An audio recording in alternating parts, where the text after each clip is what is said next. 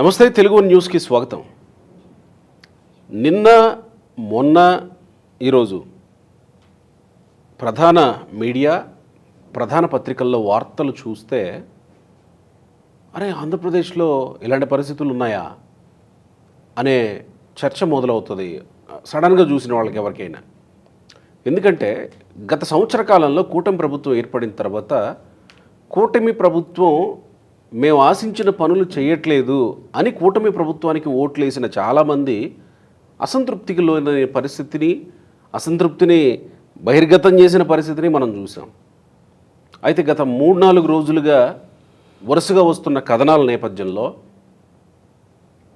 PV Sunil Kumar మీద అభియోగాలు, Madhava Reddy arrest, PSR Anjaneyulu arrest, రిమాండ్కి గోరంట్ల మాధవ్ అరెస్టు, మద్యం ముడుపులు జగన్కే అని సిట్ తేల్చేసింది తాజాగా. మాధవరెడ్డి ఏది మదనపల్లి ఫైల్స్ దహనం కేసుకు సంబంధించి కీలకమైనటువంటి మాధవరెడ్డి అరెస్టు. వల్లభనేని వంశీ ఇప్పటి వరకు దాదాపు 3 నెలలుగా జైల్లోనే ఉన్నాడు, ఆయనకి బెయిల్ రావట్లేదు. విడుదల రజనీ మరిది గోపి అరెస్ట్ అయ్యాడు. 10 లక్షలు తీసుకున్నందుకే గోపి అరెస్ట్ అయితే 2 కోట్లు తీసుకున్న విడుదల రజనీ ఏమవ్వాలి? నెక్స్ట్ టార్గెట్ విడుదల రజనీ అయ్యే అవకాశం ఉందనే చర్చ. వీటన్నింటి చర్చల నేపథ్యంలో నిన్నగాక మొన్న చంద్రబాబు నాయుడు గారు ఒక ప్రెస్ మీట్లో మాట్లాడుతూ అన్ని రాజకీయాలన్నీ చెప్పి చేస్తారా? ఏది ఎప్పుడు చేయాలి, ఎవరికి చెప్పాలి, ఏంటి అవన్నీ ఉంటాయి కదా. నేను నాకు నేర్పిస్తారు రాజకీయాలు 45 ఏళ్ళు. నేను కొత్తగా రాజకీయం చేస్తున్నానా? నాకు రాజకీయం తెలియదా? అన్నీ మీరే చూస్తా. స్వీట్ వార్నింగ్ ఇచ్చేశారు. అది ఎవరికి తగలాలో వాళ్ళకి తగిలేసింది. ఈ క్రమంలో చంద్రబాబు నాయుడు గారిని తక్కువగా అంచనా వేశారా, తప్పుగా అంచనా వేశారా సొంత పార్టీ కార్యకర్తలకు కూడా? అఫ్సాన్ రాయేష్ గారు ఉన్నారు, ప్రముఖ రాజకీయ సామాజిక విశ్లేషకులు. మాట్లాడదాం. నమస్కారం రాయేష్ గారు. ఇదే నా ప్రశ్న. తప్పుగా అంచనా వేశారా, తక్కువగా అంచనా వేశారా? అంటే ఇదే టాపిక్ గురించి మనం గతంలో కూడా ఒకసారి మాట్లాడాం. అంటే తెలుగుదేశం శ్రేణులు ఈ విధమైన అసంతృప్తి వ్యక్తం చేస్తూ ఉన్నారు. ఇది సహేతుకమైందా కాదా? ప్రభుత్వం ఉదాసీనత ప్రదర్శిస్తుందా? వ్యూహాత్మకంగా కొంతకాలం వేచి చూస్తున్నారా? అండర్ కరెంట్ వాళ్ళ పని వాళ్ళు చేసుకుంటూ సమయం సందర్భం కోసం వేచి చూస్తున్నారా అనే ప్రస్తావన మన దగ్గరకు వచ్చినప్పుడు నేను కొంచెం వివరణాత్మకంగానే మాట్లాడాను. ఆ మాట్లాడిన సందర్భంగా శ్రేణుల్ని కూడా నేను కొంచెం గట్టిగానే మందలించినట్టుగానే నేను చెప్పడం కూడా జరిగింది. ఈ చెప్పిన ప్రాసెస్లో నా మాట కొంచెం కఠినంగా ఉంది అని చెప్పని ఆ వీడియోని నా పేరుతో ట్యాగ్ చేస్తూ ఫేస్బుక్లో పోస్టులు కూడా పెట్టారు. మీరు చెప్పిన కంటెంట్ ఓకే, కానీ ఆ చెప్తున్న టైంలో మీ ముఖ కవళికలు చాలా హార్ష్గా ఉన్నాయి. శ్రేణులను ఉద్దేశించి మీరు చాలా హార్ష్గా కామెంట్ చేస్తున్నారు అని చెప్పని నన్ను తప్పుపడుతూ కూడా పోస్టులు పెట్టారు. కాకపోతే ఏంటంటే నాకు వెల్ విషర్సే, నేను ఏమి దాని మీద మళ్ళీ తిరిగి స్పందించలా. కాకుంటే ఆ రోజుకి ఈ రోజుకి నాది స్థిరమైన అభిప్రాయమే. ఎందుకంటే చంద్రబాబు నాయుడు గారి పట్ల, జగన్మోహన్ రెడ్డి పట్ల నాకు ఒక స్పష్టత ఉంది కాబట్టే ఇవాళ తెలుగుదేశం అధికార ప్రతినిధిలో లేకపోతే ఇవాళ గత 4-5 సంవత్సరాలుగా ఎవరూ మాట్లాడినంతటి కంటెంట్ నేను మాట్లాడాను.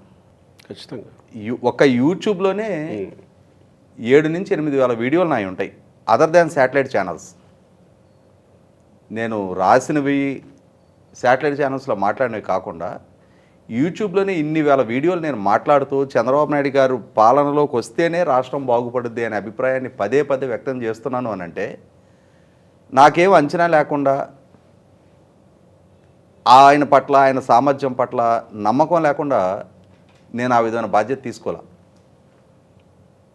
ఎందుకంటే ఇక్కడ చంద్రబాబు నాయుడు గారు, ఆయన నాయకత్వంలో ఉన్న ప్రభుత్వం వాళ్ళ అప్రోచ్, అలాగే జగన్మోహన్ రెడ్డి గారి ప్రభుత్వం అప్రోచ్. జగన్మోహన్ రెడ్డి గారు ముఖ్యమంత్రిగా పదవి బాధ్యతలు చేపట్టిన తర్వాత జేసీ ప్రభాకర్ రెడ్డి గారిని మొట్టమొదటిగా అరెస్ట్ చేశారు. తర్వాత అచ్చెన్నాయుడు గారిని అరెస్ట్ చేశారు. అచ్చెన్నాయుడు గారి దగ్గర నుంచి మొదలుపెట్టి ప్రతి జిల్లాలో, అంటే దేశంలోనే మోస్ట్ ఇంటెగ్రిటీ ఉన్న పాలిటీషియన్స్లో ఒకరుగా పేరు ప్రఖ్యాతులు ఉన్న అశోక్ గజపతిరాజు గారి మీద కూడా మాన్సా సంస్థలో కేసు నమోదు చేశారు. కానీ గౌరవ హైకోర్టు క్వాష్ చేయడంతో ఆయన అయితే అరెస్టు ముప్పు తప్పించుకోగలిగారు. కానీ అచ్చెన్నాయుడు గారు, కోన రవికుమార్ గారి దగ్గర నుంచి మొదలుపెట్టి ఒక పెద్ద లిస్ట్ ఉంది. అవును. విశాఖపట్నం జిల్లాలో సాక్షాత్ అయ్యన్న పాత్రుడు గారు 2 అడుగులు ఇరిగేషన్ భూమిని ఆక్రమించారు అని చెప్పని, ఇప్పుడు మనం బోర్డర్ దాటి వెళ్ళి పాకిస్తాన్లో సర్జికల్ స్ట్రైక్ చేయాలి అని దేశం అంతా ఎలా కోరుకుంటా ఉందో, అలా జగన్మోహన్ రెడ్డి గారి ప్రభుత్వం అయ్యన్న పాత్రుడు గారి ఇంటి మీదకి సర్జికల్ స్ట్రైక్ వచ్చారు. అర్ధరాత్రి వందలాది మంది ఆర్డీఓతో సహా. ఏంటయ్యా అభియోగం అంటే 2 అడుగులు ఇరిగేషన్ భూమి ఆక్రమించారు అని చెప్పని. క్రేన్లు తీసుకొచ్చారు, వాళ్ళ కాంపౌండ్ వాళ్ళు బగలగొట్టారు, ఆయన్ని అదుపులోకి తీసుకున్నారు. అంటే ఆ విధమైన పాలన చూసాం మనం. విశాఖపట్నం జిల్లాలో అయ్యన్న పాత్రుడు గారు, ఈస్ట్ గోదావరిలో ప్రస్తుతం బీజేపీలో నెగ్గున్నారు, అప్పుడు తెలుగుదేశం నాయకుడు నల్లమిల్లి రామకృష్ణారెడ్డి గారు, ఆయన అరెస్ట్ చేశారు. వెస్ట్లో చింతమనేని ప్రభాకర్ గారి మీద 10ల సంఖ్యలో కేసులు నమోదు చేసి అరెస్ట్ చేశారు. కృష్ణా జిల్లాకి మరింత ఎక్కువ భాగ్యం దక్కింది. దేవినేని ఉమా గారిని, కొల్లు రవీంద్ర గారిని, పట్టాభిని, ఇలా 3 అరెస్ట్ చేశారు. గుంటూరు జిల్లాలో దూలిపాల నరేంద్ర గారిని అరెస్ట్ చేశారు. ఈ ప్రభుత్వం చేసిన మానసిక వేదనకి, ఈ ప్రభుత్వం వల్ల ఎదురైన అవమానానికి డాక్టర్ కోడెల శివప్రసాద్ గారు బలవన్మరణానికి పాల్పడే పరిస్థితులు సృష్టించారు.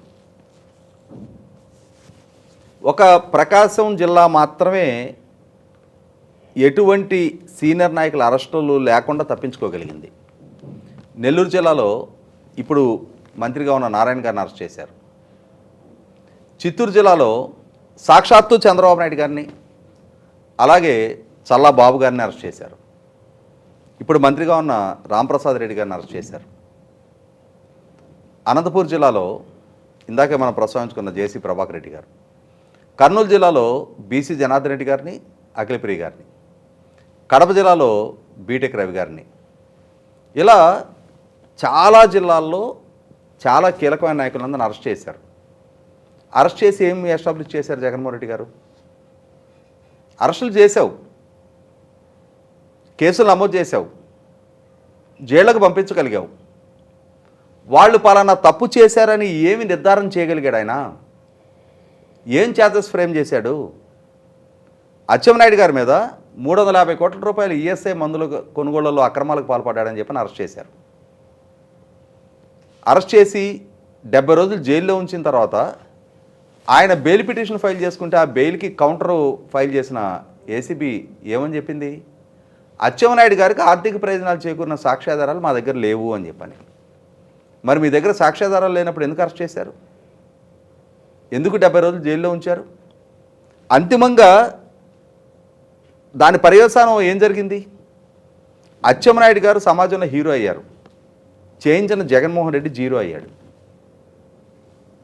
అంటే ఇక్కడ రాజకీయంగా మనకి వైరిపక్షంలో ఉన్నారు కాబట్టి, మనకు ప్రత్యర్థులుగా ఉన్నారు కాబట్టి, మనల్ని ప్రశ్నిస్తున్నారు కాబట్టి, వీళ్ళని కట్టడి చేయాలి అని అంటే కేసులు పెట్టాలి, అరెస్ట్ చేయాలి అనే ఒక లక్ష్యంతో జగన్మోహన్ రెడ్డి గారి ప్రభుత్వం పనిచేసింది. చంద్రబాబు నాయుడు గారి మీద కేసులు నమోదు చేశారు. కానీ వీళ్ళందరి కేసుల విషయంలో జగన్మోహన్ రెడ్డి గారి ప్రభుత్వం వ్యవహరించిన తీరు, సహజంగా ఎవరి మీద ఒక ఆరోపణలు ఉన్నాయి అనుకున్నప్పుడు మొట్టమొదటిగా వారి నుంచి వివరణ తీసుకోవాలి, నోటీస్ ఇచ్చి విచారణకు పిలవాలి, వారి వివరణ తీసుకోవాలి, వారి మీద ఉన్న ఆరోపణలకు సంబంధించిన డాక్యుమెంట్ ఎవిడెన్స్ వాళ్ళు ఎదురుగా పెట్టి ప్రశ్నించాలి. ఈ ప్రొసీజర్ ఎక్కడైనా ఫాలో అయ్యారా? వాళ్ళకి ఏ ఒక్కరి మీదైనా సరే వాళ్ళ తప్పులను ఎస్టాబ్లిష్ చేసే డాక్యుమెంట్ ఎవిడెన్స్ ప్రభుత్వం దగ్గర ఉందా? సాక్షాత్తు చంద్రబాబు నాయుడు గారి విషయంలో కూడా ఆ ప్రొసీజర్ ఫాలో కాల. దాని పర్యవసానం 151 స్థానాల నుంచి 11 స్థానాలకు జగన్మోహన్ రెడ్డి పడిపోవడం జరిగింది. అదే సందర్భంలో పాలకుడిగా జగన్మోహన్ రెడ్డి వ్యవహరించిన సందర్భంలో ఒకటి, అధికారులు రూల్ ఆఫ్ లాని ఫాలో కాల, బిజినెస్ రూల్స్ని అతిక్రమించారు. పాలకులు అవినీతికి పాల్పడ్డారు, అరాచకాలకు పాల్పడ్డారు, ఆక్రమణకు పాల్పడ్డారు, వ్యవస్థల ఉల్లంఘనకు పాల్పడ్డారు. 100% వాళ్ళు చేసిన తప్పులు వాళ్ళు ఆ పర్యవసానాలు పరిణామాలు అనుభవించే తీరాలి. కానీ వాళ్ళు చేసిన లాంటి తొందరపాటు, కక్ష సాధింపు ధోరణితో మన ప్రత్యర్థులను జైల్లో చూసే తీరాలి అని చెప్పనే ఒక సింగిల్ పాయింటెడ్ ఎజెండాతోటి అరెస్టులు చేసుకుంటూ వెళ్ళటం వల్ల అరెస్టులు అయినాళ్ళు హీరో అయ్యారు. ఇవాళ జగన్మోహన్ రెడ్డి గారి ప్రభుత్వంలో జరిగిన తప్పుల్ని కూడా సాక్ష్యాధారాలతో ఎస్టాబ్లిష్ చెయ్యాలి అనేది ప్రభుత్వ లక్ష్యం. ఇక్కడ ఒక అంశం గమనించుకుంటే, నేను అడుసుమల్లి శ్రీనివాసరావు గారు, ముప్పాంకం చౌదరి గారు ఒకరోజు లోకేష్ గారితో కూర్చున్నాం.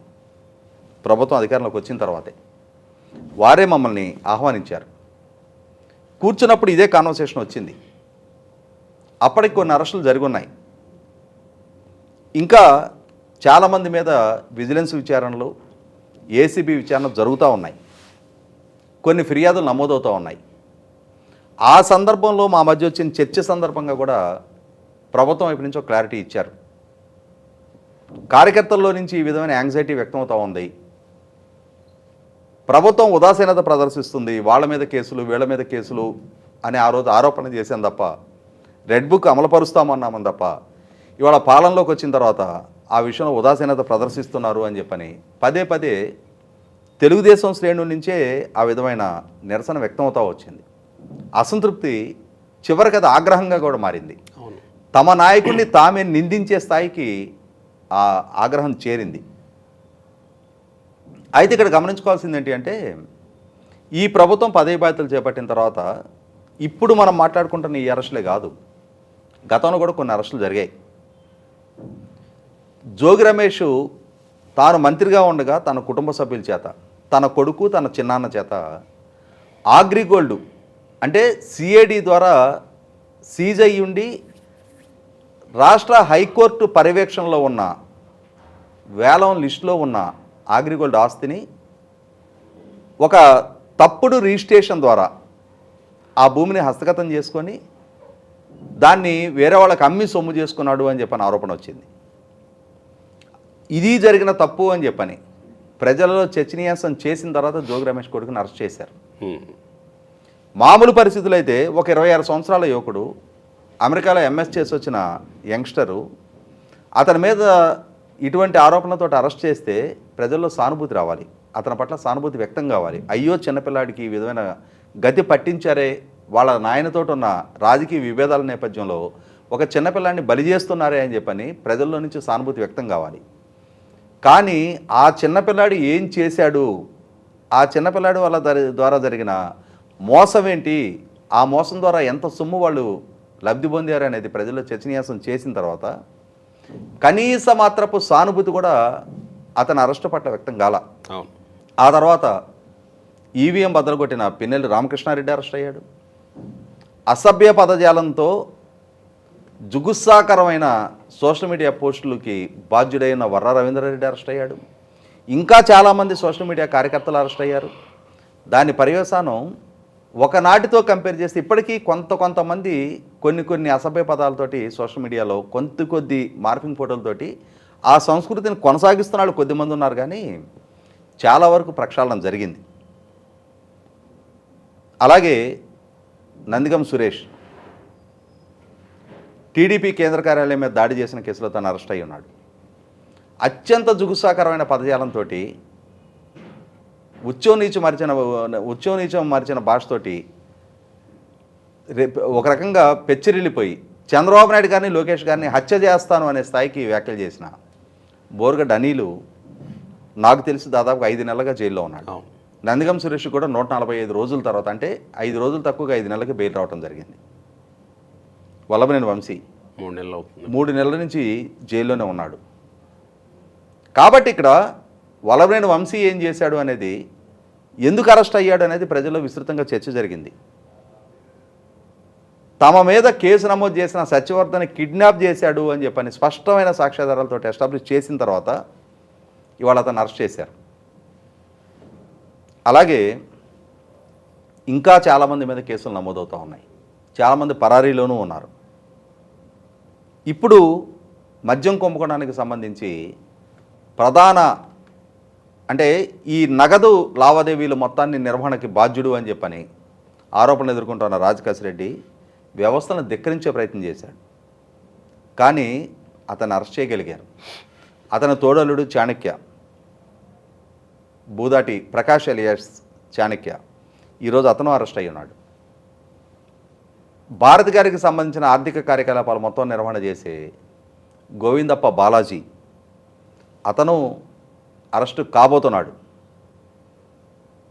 ఇవాళ మద్యం కుంభకోణానికి సంబంధించిన ముడుపులు సాక్షాత్తు జగన్మోహన్ రెడ్డి గారికి భారతి గారికి చేరాయి అని చెప్పని కేసు ఎస్టాబ్లిష్ అవుతూ ఉంది. సాక్ష్యాధారాలు సేకరిస్తూ ఉన్నారు.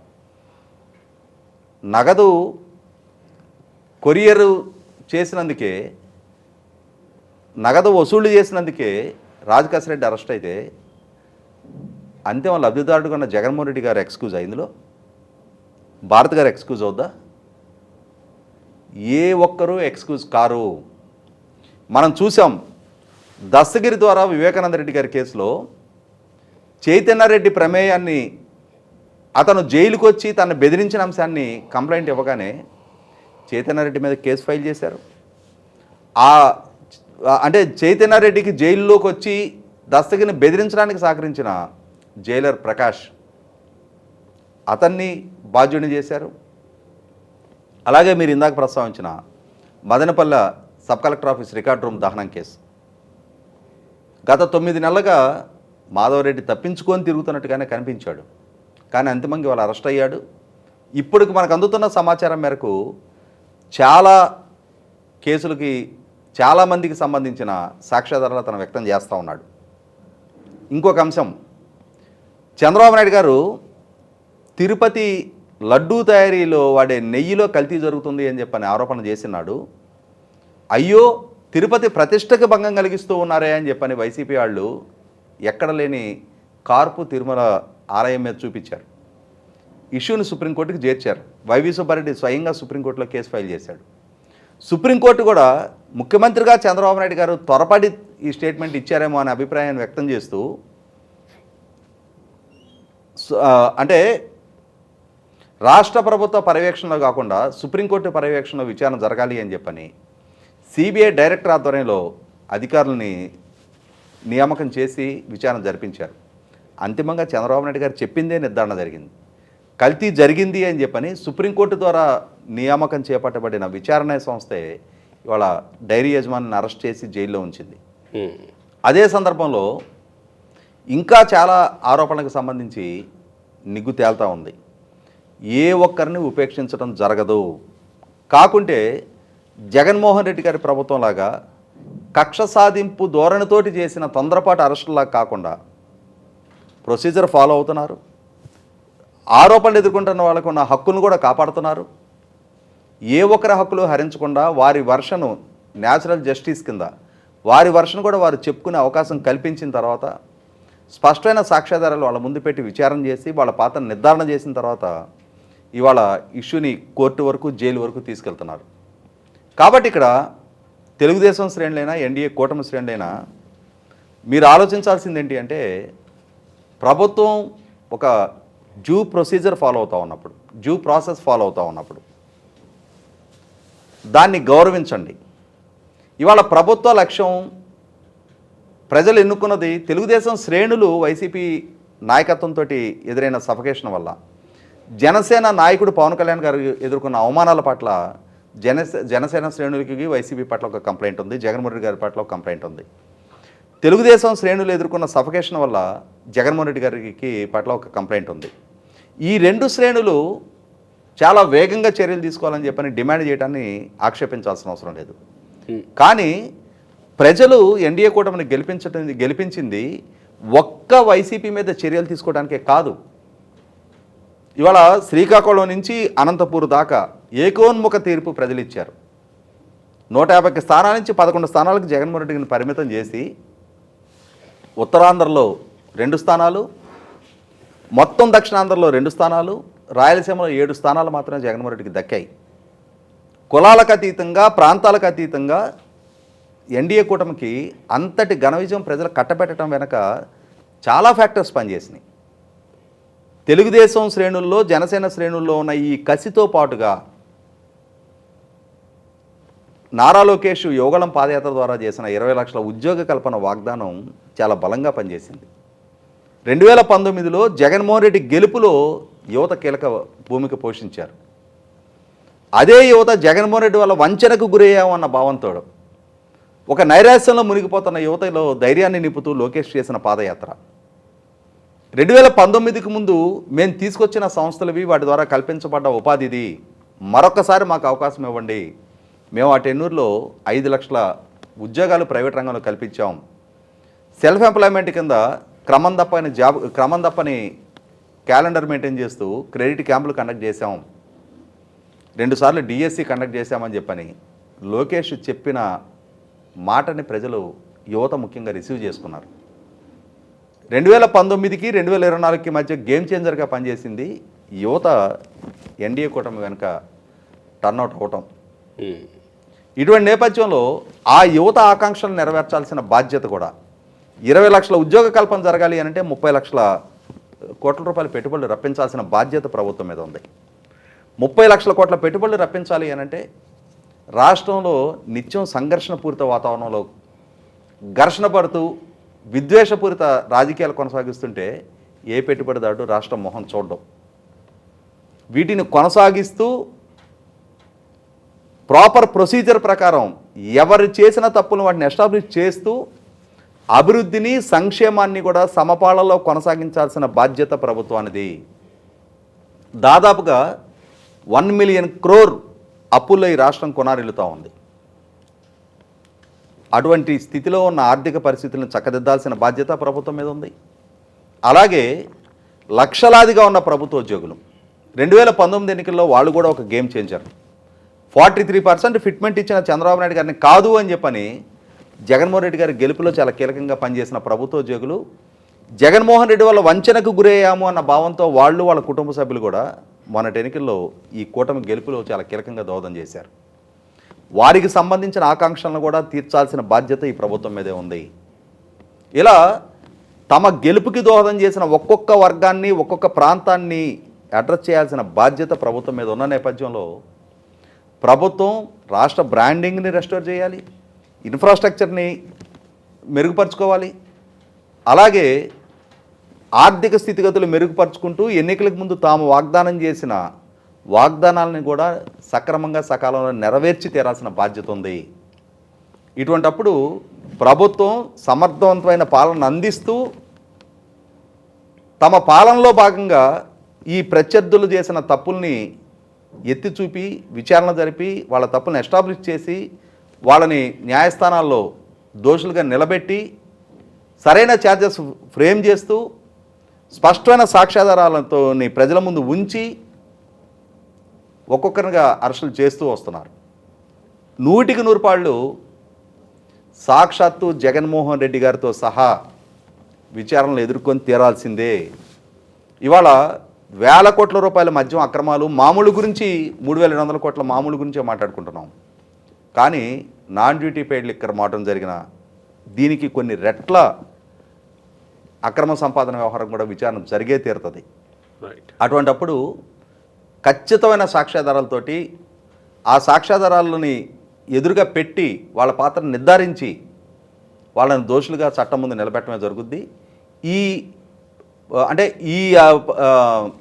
చంద్రబాబు నాయుడు గారికి ఆయన మాటల్లో వ్యక్తమైన ఆత్మవిశ్వాసం అదే, ఆయన పాలన తీరు పట్ల ఆయనకున్న నమ్మకం అదే.